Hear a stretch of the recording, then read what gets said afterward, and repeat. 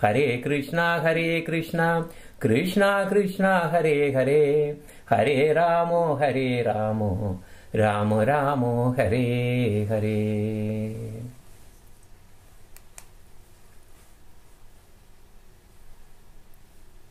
All the Bhakti Sastras say that our topmost goal should be to attain Krishna Bhakti, surrender to Lord Krishna. There is no other goal besides this to achieve. It is called Sharanagati. But the question is, how many of us really want to surrender to Lord Krishna? So many people argue that there is no God.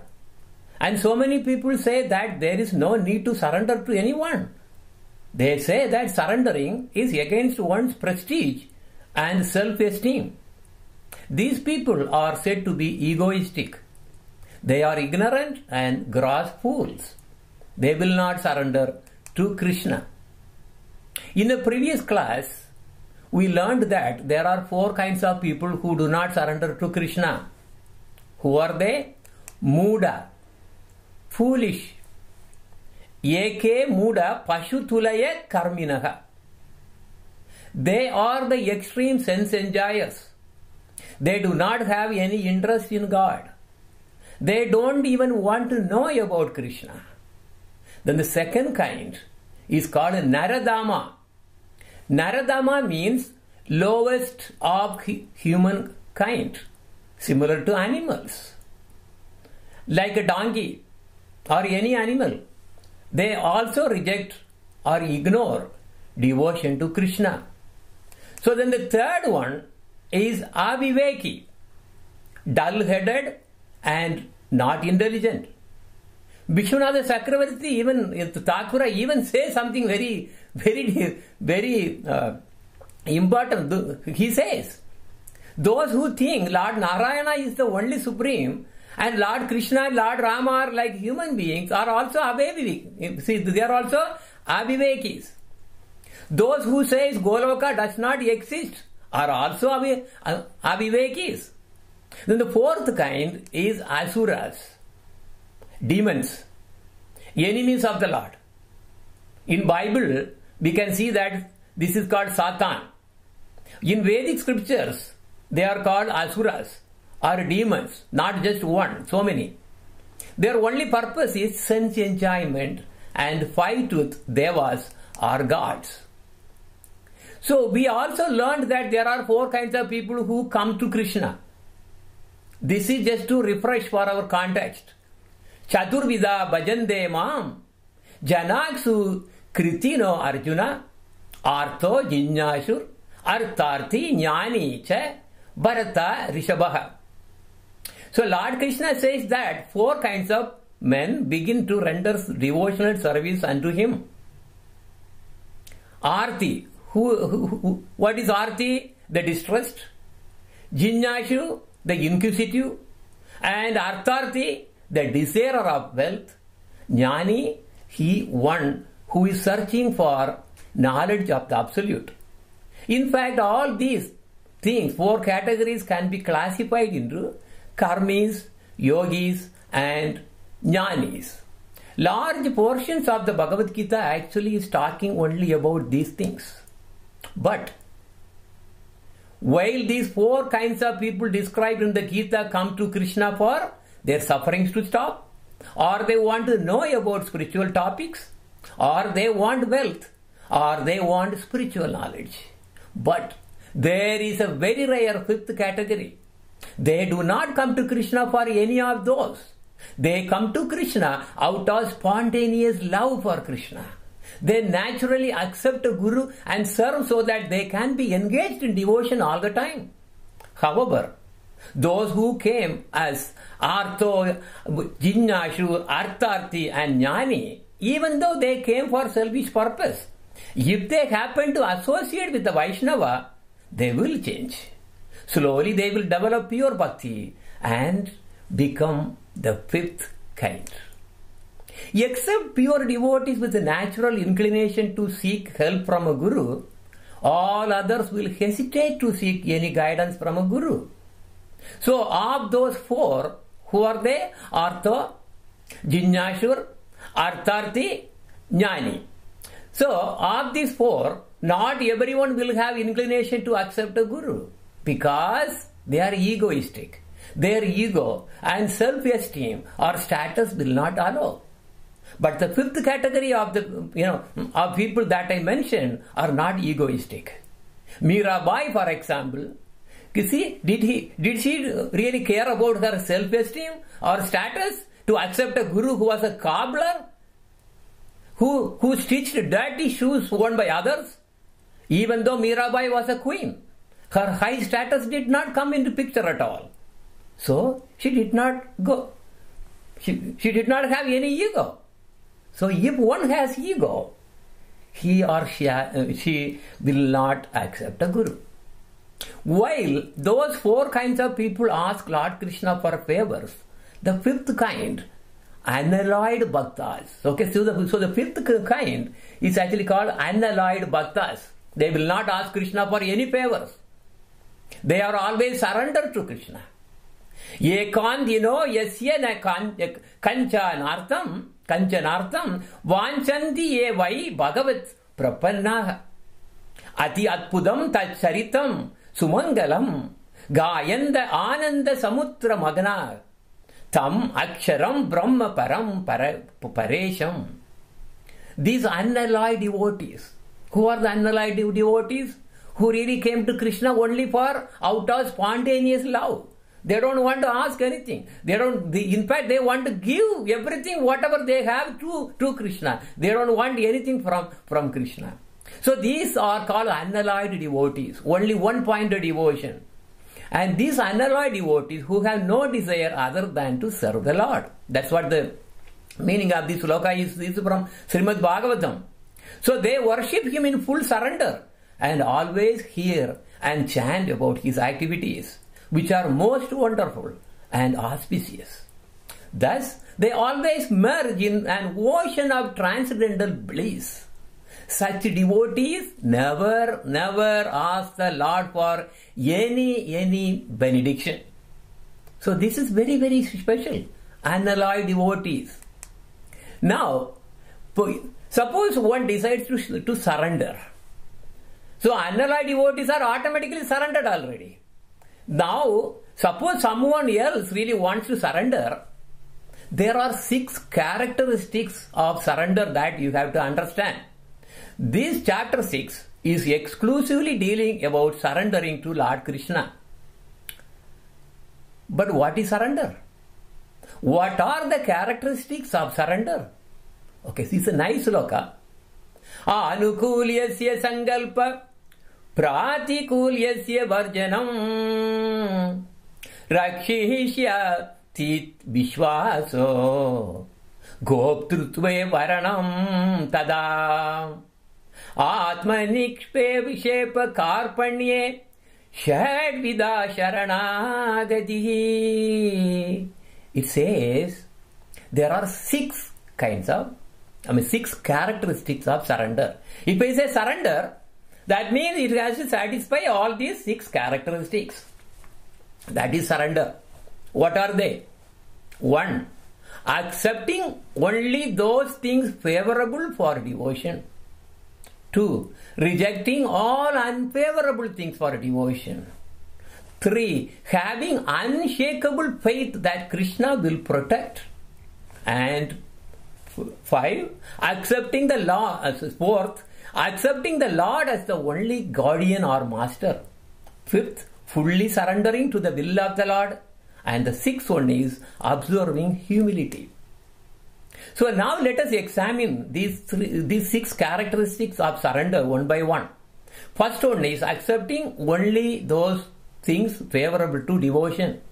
This is very simple. Anything we do, anything we get, anything, whatever it is, it should satisfy one simple question. Is it going to help me in engaging me in devotion? Directly or indirectly? So the idea is that all our efforts should eventually lead to attaining the lotus feet of Krishna. Okay, so we may be actually doing so many things. but everything eventually have at least some portion of it is actually because of the, it is going to help me in devotion, so I am doing it. Otherwise, we should not do it. We should not accept that. Then second one, rejecting all that are unfavorable to devotion. If what we do is not going to help in devotion, then it has no value. It has no purpose in attaining the lotus feet of Krishna. So we may do so many endeavors and keeping ourselves engaged. But if they are not helping for Krishna Bhakti, then it doesn't have a spiritual value.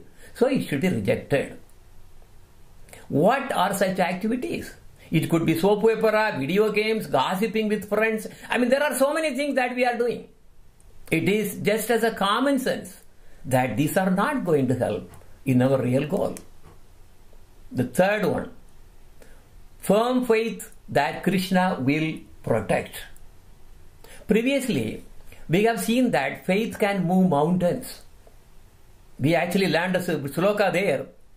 Mukam karoti vachalam pangum langyate girim yad kripa tamaham vande param ananda madhavam. Devotion, the divine grace of Krishna, can make the dumb to speak with eloquence and the lame to cross high mountains. So we should have firm faith that Krishna will protect us. Faith is the very foundation for our Krishna Bhakti. In the earlier classes, we covered as under Shraddha. So basically Shraddha is firm faith. Faith in Guru, faith in God, faith in the scriptures. Now the fourth one is accepting Krishna as the only savior. Note that it says that to accept Krishna as the only savior. We are not accepting several saviors. This is called Ananya Bhakti. Ananya Bhakti means single-pointed devotion. It is the unshakable belief that Krishna is the only one who is my savior. No one else. It is even way beyond the binding of a Vedic Patni to her Pati. So nowadays, I don't know, how many we can actually see these Vedic Patni. But anyway, so that is supposed to be a strong binding. But that binding of a Patni to a Pati is very temporary actually. But our binding to the Lord is permanent, eternal, and most blissful. And fifth one, this is very hard. Fully surrendering. The word fully is here the key. Fully surrendering, not partial. This is a very difficult one. Krishna wants our whole heart, not a part of it. You may think that he is greedy. Yes, he is greedy.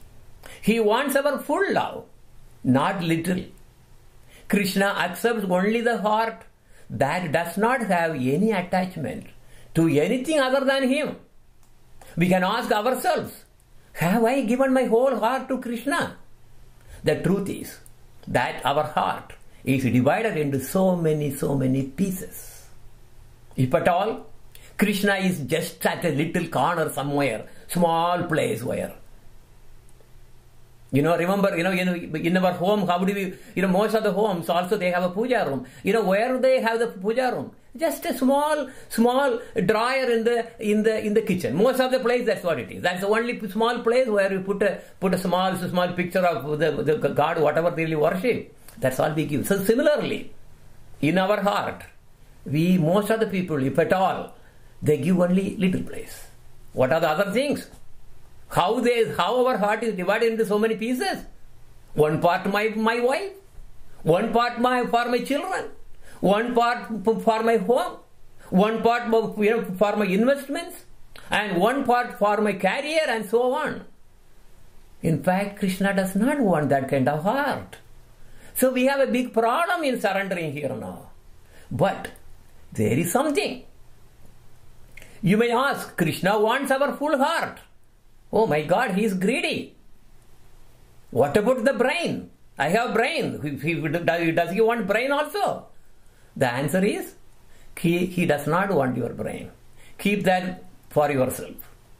He wants only your heart, not the brain or anything else. Why heart? Because only heart can give love and devotion, not brain. He wants to sit only in the heart, not in the brain. See, we see in the scriptures, what do we read? The Lord sits in the heart. Even the brain is on the top, right? Brain is actually located at a higher position than our heart. But he does not want that brain. No. So this is very important.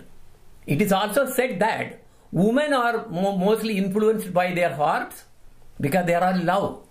And men are influenced mostly by brains. This is why Lord arranged for the woman to bear a child. If it is other way, it would have been a disaster in this world. So heart is where the love is. So even we can see our own satsang, compared to boys, there's all, girls and women, they will have natural love for, for the Lord, Krishna. Because for the men and boys, their brain will be really trickling because they are controlled by them.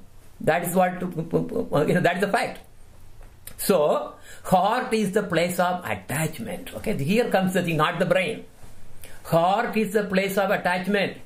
Our heart should have attachment only to Krishna. Then you may ask, what about all my duties? Very simple. Keep all your duties in the brain, not in the heart. So the heart is a place for attachment. And what this means is, whatever you do in this world, keep yourself detached. You have to do your duties. Family, job, home, career, so many things are there. But do not put them in your heart, but in your brain. So be detached. Do your duty, but with detachment. They do not belong eternally to you. Once we leave the body, what wife, what children, what? Nothing. Everything is gone. So they do not belong to us eternally. What is really belonging to us eternally is our love and devotion that we carry from our heart. Alright? So now, let us see the sixth case, which is called humility. The sixth and last characteristic in Saranagati is humility is very important. What is humility? Humility means thinking oneself low and be humble. So, it surely means not to be arrogant. So there is a sloka, this is a standard sloka that we all recite. Trinatapi sunichena tarorapi sahishnuna amanina manadena kirtaniya sadaharihi. So, one who thinks himself lower than the grass, who is more tolerant than the tree, and who does not expect personal honor, yet is always prepared to give all respect to others, can very easily always chant the holy names of the Lord. Why humbler, lower than grass? Oh, grass is actually, already humble. Why should we really lower than the grass? Because the reason is, when you walk on the grass, it doesn't complain. You just walking straight away on with your shoe, just going on, but the grass doesn't complain. Isn't it the most topmost humility? But this sloka says no. You should be more humbler than that. Why? Because grass, when you really put your feet on it, it will bend. But as soon as you take the feet off, it will come back again. So it is not the humility fully. See how it is coming there. And then he also says, more tolerant than a tree. So tree is not tolerant. Then more tolerant. Why? So what is the tree? What exactly the tolerance that we are learning from the tree? Because the tree, even if you don't water them or even cut that, it is not going to complain. So, but we have to be more tolerant than a tree. This is a real definition of humility. So, in fact, this verse is really from Lord Chaitanya Mahaprabhu's Sikshashtaka. And he himself demonstrated it. When he was invited to an assembly of thousands of Mayavadi sannyasis, he went and sat in the place. Who is Lord Chaitanya Mahaprabhu? He is the Lord of the Lord. He is the combined form of Lord Krishna and Srimati Radharani, who came in this Danya Kali to really demonstrate to us how a pure devotee should behave. Because who else can actually come as an example except the Lord? So he came. And where did he sit? He sat in a place where people will wash their legs and hands after eating. So instead of sitting on a seat, he chose to sit on the floor, a dirty place. That is humility. All his disciples exhibited this quality all shiningly. Lord Chaitanya Mahaprabhu also asked us to wear this sloka around our neck. He did not say that we should wear a gold chain to show how rich we are and how proud you are. No. He said that his devotees must wear this sloka around their necks. Why? This humility is the only one that makes us to chant with devotional feeling. And only by chanting we can advance in our devotion. So look at here, even Lord Krishna. See here, when Pandavas were actually doing this big yajna, and everybody was actually given all kinds of big roles. You take care of this, you take care of this, you take care of this, and everything, all the things. You know what exactly Krishna really took there as a service? He took the task of washing the feet of the guests. Look at how humble he is. And look at here for Nanda Baba, when say, Nanda Baba says, oh Krishna, I want my slipper. He really goes, he runs, and then takes the shoe, and then how does he do? How does he bring? He puts it on the top of his head. Will we do? No. When our dad or mom asks this shoe, what do we say? First thing is, why don't you and then go and take it?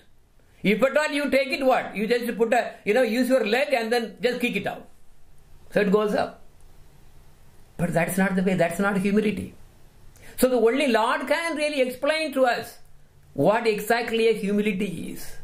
When we get this kind of quality, naturally our devotion will be top, very top. In fact, you can see Krishna sitting and smiling in your heart. So that is the power of humility. And also, we have so many auxiliaries to Saranagati. This is actually one sloka which says that we should actually take shelter at Krishna's holy places. There are many auxiliaries like this. We'll see some of them. So this sloka says, Tavasmiti vadan vacha tadaiva manasa vidan tastanam asrittastanva modate sharanagataha. One who has fully surrendered takes shelter at the... Surrender means what? Our surrender always means only surrender to the lotus feet of Krishna only, nothing else. Take shelter at the holy places where Krishna had his pastimes, like Vrindavan, Navadvipam, Madura. So understanding this with his mind, he enjoys spiritual bliss. This is the reason we all visit the holy places of Lord Krishna's pastimes. It will add tremendous effect to our devotion. So this is actually very important. That is why every year or so we really we have to go and then join the parikramas and take the advantage of that. We can see so many devotees. On the other hand, never associate with non-devotees. When we take shelter at the lotus feet of the Lord, we must continue to avoid bad associations. In fact, our last class was explicitly about the same topic. This sloka further emphasizes it. Sharanala lana kare Krishna atma samarpana Krishna tare kare tat kale atma sama. When one has taken shelter At the lotus feet of Krishna, he should not even see those who are bereft of devotional service or in devotional service in Krishna consciousness, and who are therefore devoid of pious activities. So what do you think these kind of places? Where do you think that there is devotion here? And in the name of party, we are celebrating so many parties. Okay, this day, this many days there is a party, this many that, birthday party, this party, so many things. We should avoid all this because there is no devotion there. If there is no devotion, no chanting, no talk about Krishna, that is a bad place. It's a bad association. A devotee, if he really wants to attain the lotus feet of Lord, should always avoid going to those places and parties.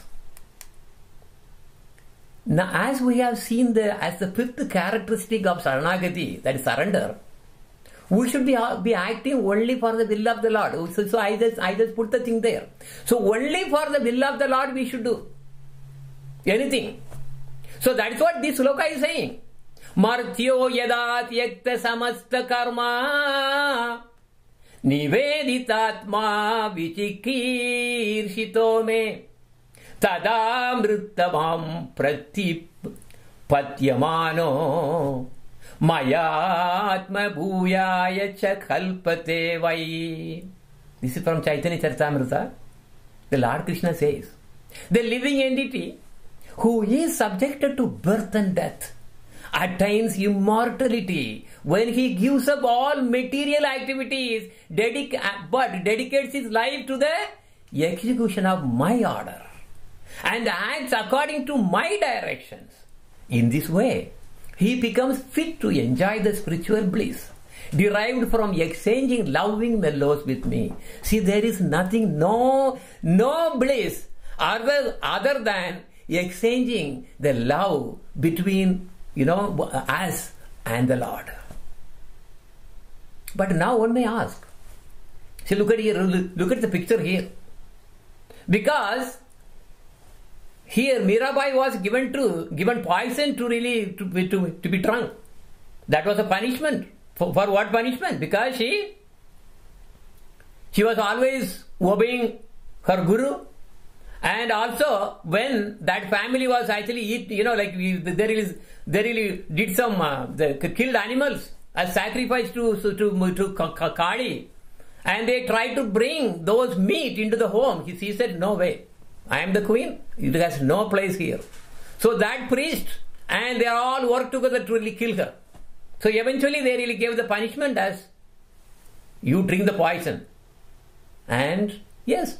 She said, yes, if that is the Krishna's will, I will take it. And when she really took the poison, Krishna was right there. And she, without any delay, she drank the whole poison. Did it hurt at all? Did it hurt also? Nothing. Nothing. So she was walking. And she was walking to Vrindavan. And then to Dwaraka, because she was actually one of the Dwaraka queens, in fact. So now one may ask, how do I know what is the will of Krishna about me? I want to know. Well, that particular stage comes only when you are guided by a guru. Then you will understand what is the will of the Lord that you have to do. And until then, you have no idea. You are just like a street dog. You are not in anyone's control. No one is actually commanding you, saying, do this. See, if you have a master, the master will tell, sit here, eat this. So, but without a guru, what happens? You are a street dog. So the street dog will not have any direction. It will be just going here and there, wandering from one street, one corner of the one end of the street to the other end of the street. And if there is a pole or something, he will urinate there for some time, and then goes again, and then goes again. And then if you ask the dog, "Oh, what are you doing?" He said, "Yeah, I am so busy, running here and there and back." That is exactly the street dogs do without a guru. So when a guru comes, there you go. You get a collar. That's it. Now you are under his control. Then you will know What exactly is the will of the Lord. That's what you should do. Because the surrender did not happen. Then how can that will come? So here Mirabai's case, she fully surrendered to the Lord through his Guru. And so she knew what was the will of the Lord. Because where that's the poison, she saw Lord right there smiling at her. So he drank that. Now, if we do not want to act for the will of the Lord, but act for the will of our own mind and senses, we will get only anxiety. That is why people in this world are not peaceful. They cannot even have a good sleep. They need sleeping pills, or even trying to sleep on the trees if they can get some sleep. Why? Because they are always in anxiety. Why do they have anxiety in the first place? Because they have not surrendered to the Lord. Because they think that they are the controller of their life. They do not want God to really come and then do anything for them. They do not accept the power of the Lord. Only when we come to the shelter of the Lord, we will get out of those anxieties. There is no other way. There is no other way. These sleeping pills will not solve that problem. In fact, it will give more problems. So the only Saranagati, surrender to Krishna, can give us real mental peace. So here is a sloka coming from Srimad Bhagavatam. It nicely says that, very nicely. Martyo mrityu vyala vitat palayan lokan sarvan nirbhayam natya gachat tvat padabjam prapya yetrichada chayatya suitah shete mrityur ashmat apaiti. No one in this material world has become free from the four principles. They are birth, death, old age and disease. Even by fleeing to various planets, you cannot escape from these material, these four fundamental problems. These are the miseries. But now that you have appeared, my Lord, death is fleeing in fear of you, and the living entities having obtained shelter at your lotus feet by your mercy are sleeping in full mental peace. Of course, they are not sleeping all the time. What means is whenever they want to take any rest, there is no anxiety. They can sleep without any problem. Full mental peace. So this is the beauty of surrendering to the Lord. The Mahabharata war was going on. Remember, it was a great world war. Everyone was full of anxieties. People were dying left and right. And in one tent, Krishna was sleeping. But he could not sleep. See, he is saying, he won't surrender to me, you can sleep. But can he sleep? That is the question. So in this case, he could not sleep. He could not sleep. He was wondering how he can make sure that Pandavas would win the war. So Krishna could not sleep. But in the very next tent was Arjuna staying. There Arjuna was sleeping. How did Krishna know? Because he could hear the snoring of Arjuna coming all the way. So Arjuna was happily sleeping, he was snoring. The sound was coming to and reaching Krishna. And Krishna was wondering how Arjuna could sleep without any worry or anxiety in the middle of this big war. So Krishna slowly got up and he went to the tent of Arjuna. And there he entered. There Arjuna was peacefully sleeping. But by hearing the sound of Krishna coming, Arjuna woke up. And Krishna asked Arjuna, "Oh Arjuna, I am not able to sleep. But how could you sleep like a child without any anxiety or worries?" Oh, Arjuna said, "Oh Krishna, why should I worry? I have fully surrendered to you. I have full faith that you will take care of me. Then why should I worry? I have no worry or no anxiety. So peacefully, I am able to sleep."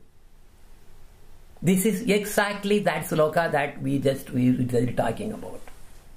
The mental peace automatically comes when you really surrender to Krishna. This is the beauty. In fact, I used to say that who is the richest person in the world? Is that one who can sleep anywhere, on the floor, wherever it is, on the back of a buffalo that I really used before, or just anywhere, but without any worry about tomorrow, without any worry, any single worry. If he can sleep without any worry, he is the richest person in the world. In fact, all the richest persons in the world are not able to sleep without sleeping pills. Without sleeping pills, they cannot sleep. They are not actually the richest people in the world. So now, how do I surrender? This is the question. Yes, we have decided to surrender, that's fine. But how do I surrender? Here are the words of surrender. So it says, because it's a nice sloka, Tvam prapanno asmi sharanam deva devam janardanam iti yek sharanam praptas tam kleshat uddaram yaham. This is actually told by Lord Krishna. He says, I deliver from all suffering. One who accepts my shelter. What should he say? He should say, O Krishna, O God of all the gods, O supreme refuge, I am surrendering unto you. So it is very simple. That's what you have to say. O Krishna, O supreme refuge, I am surrendering unto you. What is the difficulty here? But how many are actually surrendering? So this is the video that I played before. For the context, I want to play it again.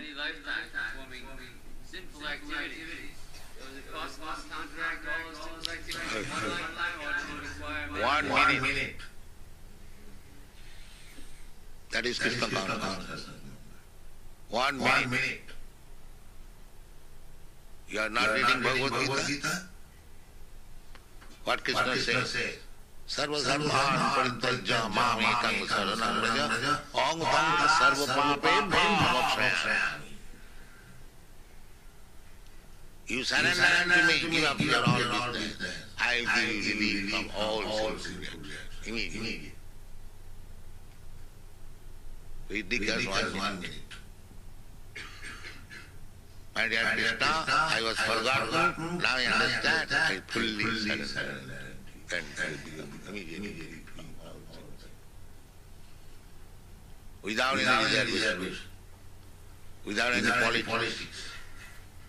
If you fully surrender, Krishna is assuring, aham tva sarva papa, mokshayami, ma sucho. He reassures. Don't worry whether I will be able to give you relief from all tears. Ma sucho. It is guaranteed. You do this. So, how much time it requires to surrender to Krishna? Immediately you can do that.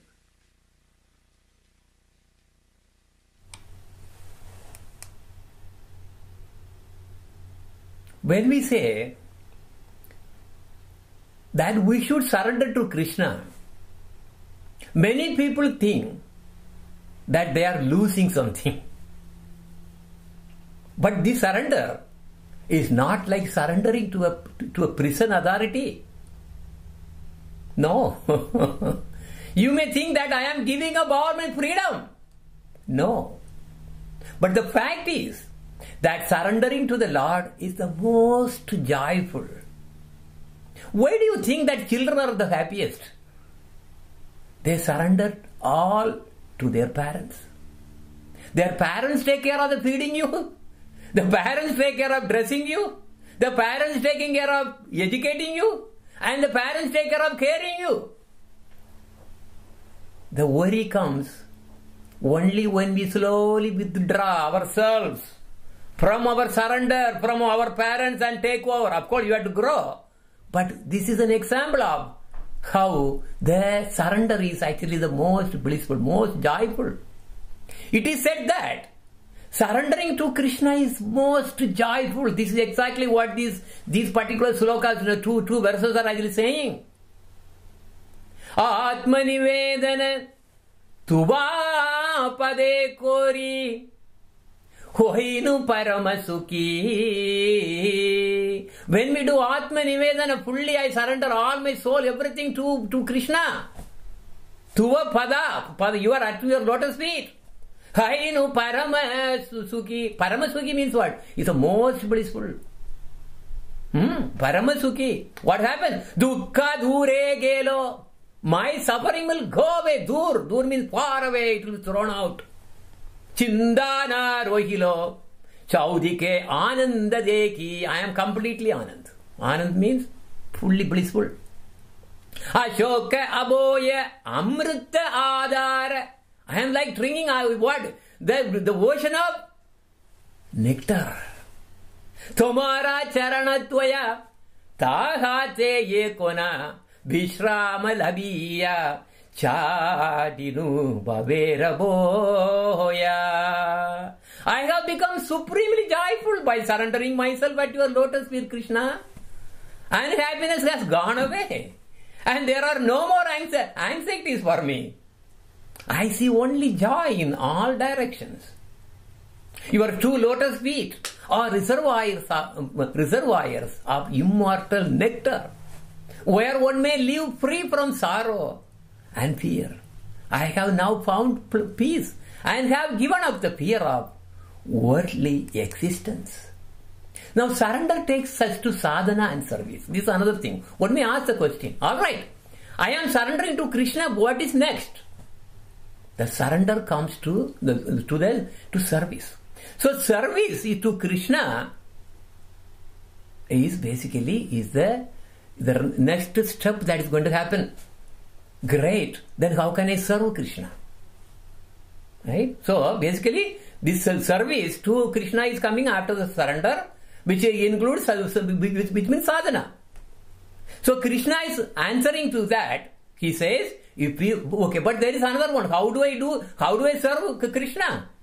I am not seeing Krishna. Okay, he says, if you want to serve me, serve my dear devotees and do sadhana. That's what he says. The disciple then begins the process of sadhana. What is sadhana? That is this sloka. Kriti sadhya bhavet sadhya bhava sa sadhana vidya.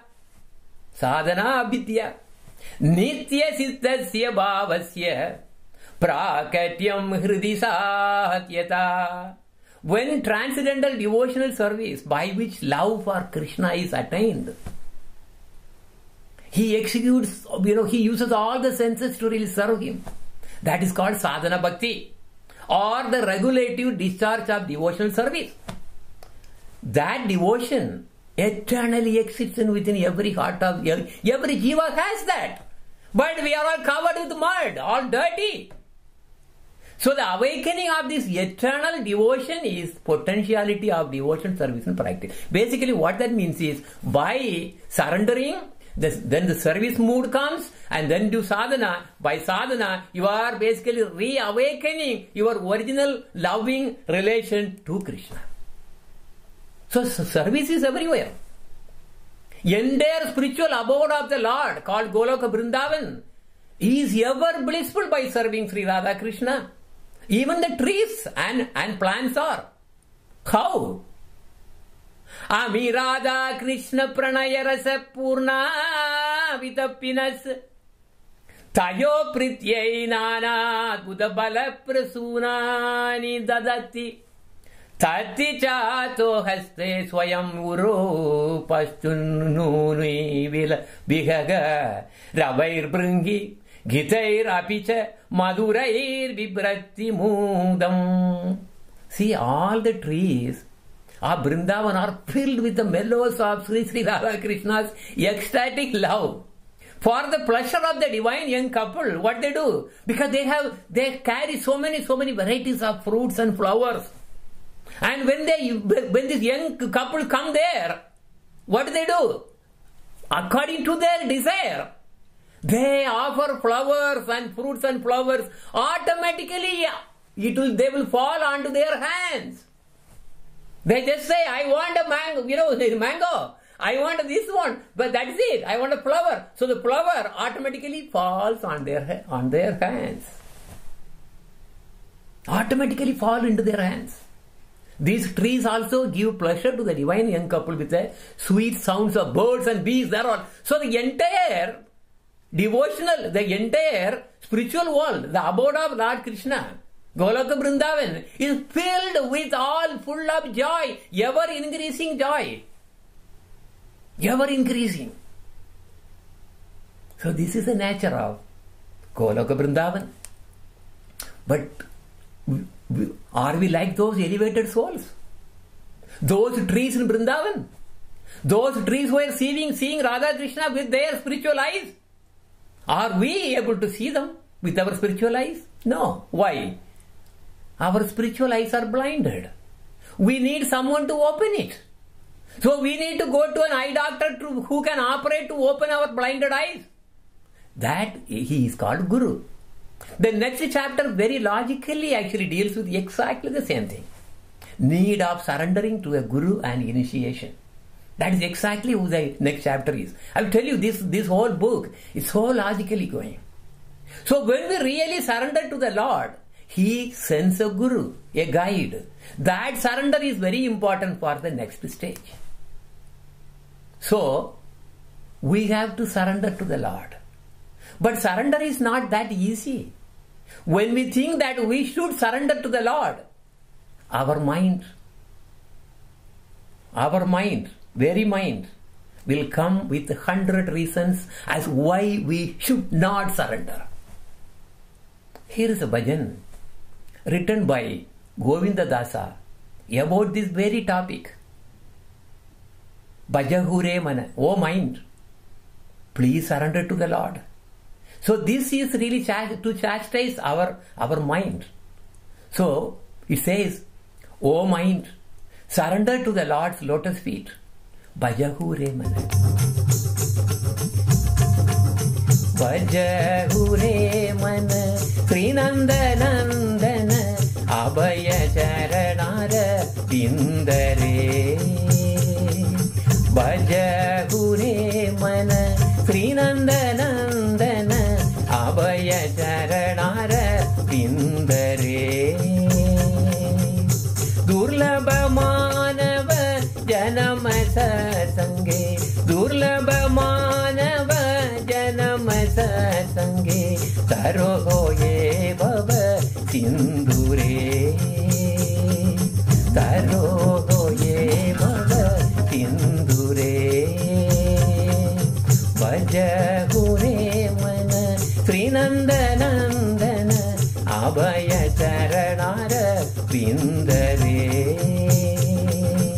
O mind, just worship the lotus feet of the son of Nanda, which makes one fearless. Having obtained this rare human birth, cross over this ocean of worldly existence through the association of saintly persons. For flickering happiness, I have uselessly serving the wicked. This is the life. For nothing I am wasting my life. Just for some pennies I am wasting my life. And heat and cold. What are these heat and cold? All our miseries.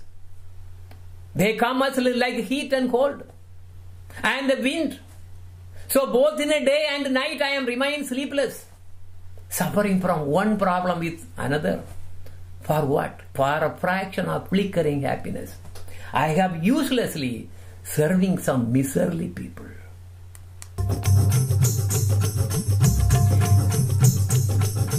Sita Hatapa Patabari Chanam Yerina Yamini Jaire Sita Hatapa Patabari Chanam Yerina Yamini Jaire Vipale Se Vinu Krupana Durajana Vipale Se Vinu Krupana Durajana Chabala Sukalava Lagire Chabala Sukalava Lagire Vaja Ure Mana Sri Nandanandana Abhaya Charanara Pindare Vaja Ure Mana Sri Nandanandana Abhaya Charanara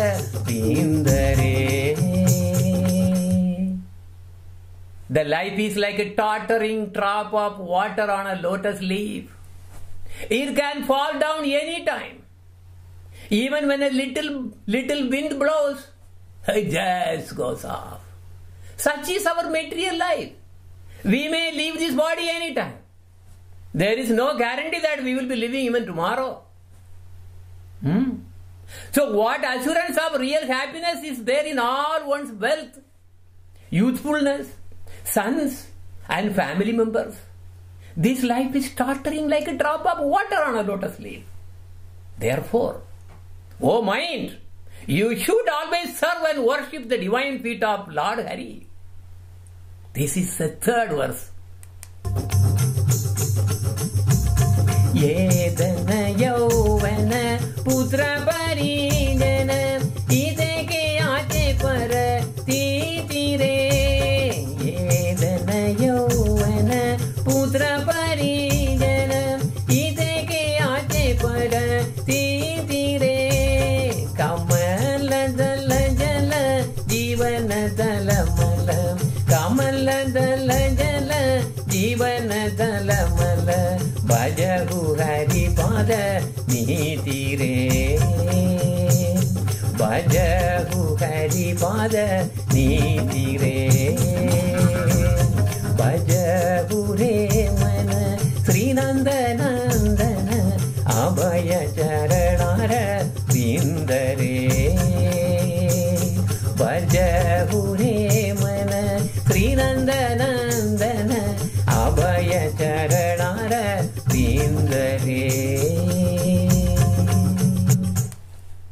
O mind, simply surrender and serve the sweet Lord.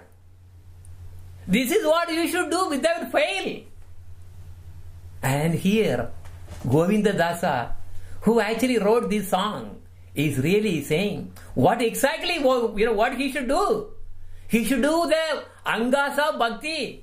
Shravanam, Kirtanam, Shmaranam, Pada Vandanam, Pada Sev. Also all so this is these are the Angas of Bhakti, Krishna Bhakti. That's what you should do. Oh mind, you are not doing this. Please hear me and you should do this one. What are they? Shravana, Kirtanam, Smarana Vandanam. Shravana, Kirtanam, Smarana Vandana, Pada Sevana Dasyare. Shravana, Kirtanam, Smarana Vandana, Pada Sevana Dasyare. Pujana Sakijana Atmani Vedana. Pujana Sakijana Atmani Vedana. Govinda Dasavi Lasare. Govinda Dasavi Lasare. Vajahure Mana Sri Nandanandana Abhaya Charanara Pindare. Vajahure Mana Sri Nandanandana Abhaya Charanara Pindare. Abhaya Charanara Pindare. Abhaya Charanara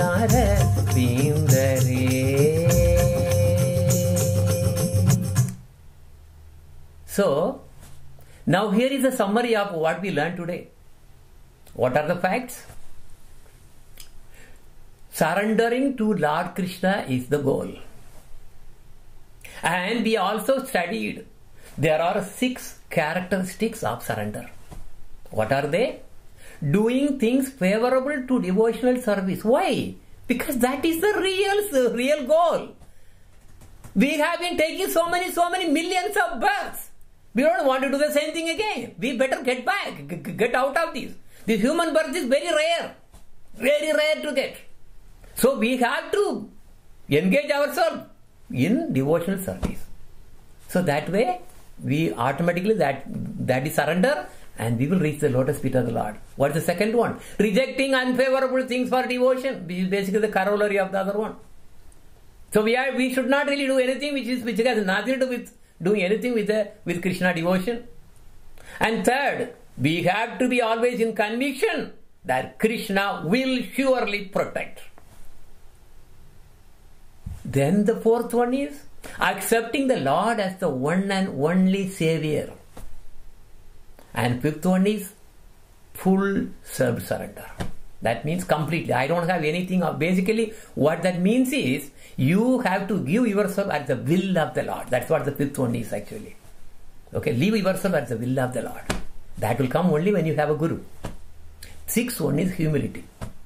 Humility is basically humbleness, without which we cannot really engage in the devotion service. All kinds of, you may see that. So many people are really showing so much of ego, but they cannot really get to the lotus feet of the Lord. It's not possible. It's very difficult. It's only for those who are fortunate, who are humble, and they really accept a guru. So surrendering to a guru is very important. So we all see you next week. Thank you. Thank you to everyone.